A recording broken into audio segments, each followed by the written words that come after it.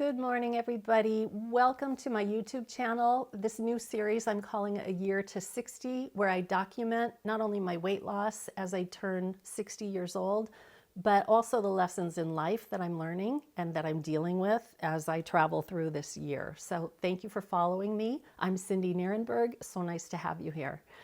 You may notice this beautiful jacket that I'm wearing today. This was my dad's jacket. It has grease stains. It has frayed edges to it. It's not the prettiest thing that I have, but it is probably the most comforting item of clothing that I have. And I know that when I'm not feeling well, I tend to get this jacket and just put it around me, and I feel so much better. The reason that I'm telling you that is this week I had a really great week when it comes to diet and exercise, getting out and moving. But there was one particular day that was not good. And that particular day, I woke up with this sense of anxiety. And this is just to kind of describe how the mind and the body work together, because you know I'm a big proponent of mind and body when it comes to weight loss. I woke up with this sense of anxiety, but without knowing that it was anxiety, because I didn't name the emotion. So I kind of walked through the day, kind of off a little bit. I put on Dad's jacket. I felt a little better, but something was just not right. And at about 3 o'clock in the afternoon, I had had enough. I'd had enough of the anxiety. All I wanted to do was escape from it. And so I got a big bowl of popcorn and I sat in this big chair in the family room in front of the TV, and I mindlessly ate a giant bowl of popcorn, which led to some chocolate, which led to some potato chips, which led to all the things. And I didn't eat dinner that day because I was so stuffed with all of the crap that I had eaten earlier. What I didn't do was sit down and go, hey, gosh, you know what? What's going on here? What is wrong? I was able to do that the next day when I sat down the next day and in retrospect looked back at the previous day and thought, that was not a great day. I wonder what happened. I could identify that I was anxious, but the minute, the minute I started journaling and I wrote down the date, it was my dad's birthday. And I knew in the back of my mind that Dad's birthday was coming up. And listen, guys, for 50 plus years, I've been celebrating my dad's birthday in some small way.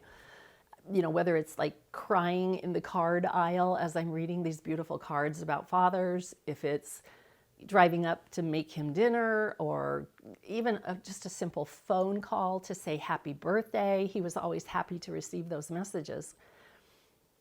And it dawned on me that sitting in that big chair, eating that big giant bowl of popcorn and all the subsequent snacks, it was a way to kind of check out. And that's what I wanted to do. I was looking for relief from the anxiety.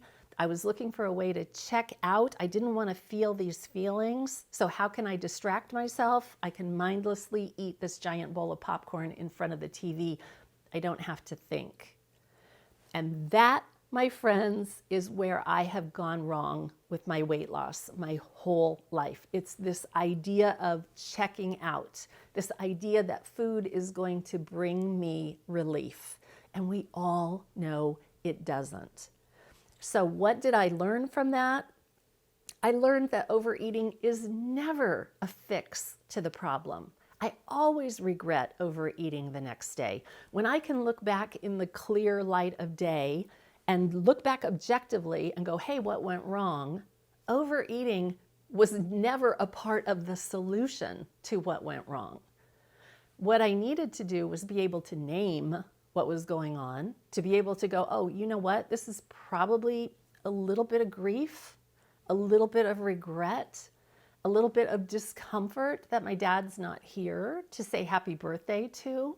And it's okay, because listen, guys, I have processed the grief of my dad. Like when I think of Dad today, I'm in such a place of gratitude that I had this amazing man for a dad.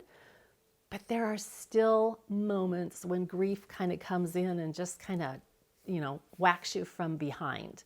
And that's actually what happened this week. So looking back on it, what could I have done differently? I think what I could have done was just recognized that I was going through a little bit of grief at the moment, finding the things that comfort me, like this beautiful jacket that I have. And I can look back now, and when I think about Dad, and I got to this point too on his birthday, I can look back with, such love and such appreciation and such gratitude that this was the man that, God chose to be my dad. I can look back and do that. And that's how I know that I've kind of gotten to the other side of grief. So no more overeating over grief. Identify the feeling that I'm feeling. Actually feel the feeling, allow those emotions, allow that energy, allow that anxiety to just kind of bubble up. It can't hurt me. And instead of trying to push it back down and trying to disengage and trying to disembody and not think about it, that's where I went wrong this week. So all in all, it would have been a pretty good week, except I ate all of the things very close to my weigh-in date. So last week I was at 238.6. This week I was at 238.4 for a 0.2 pound weight loss, which makes a total of 3.4 pounds this month.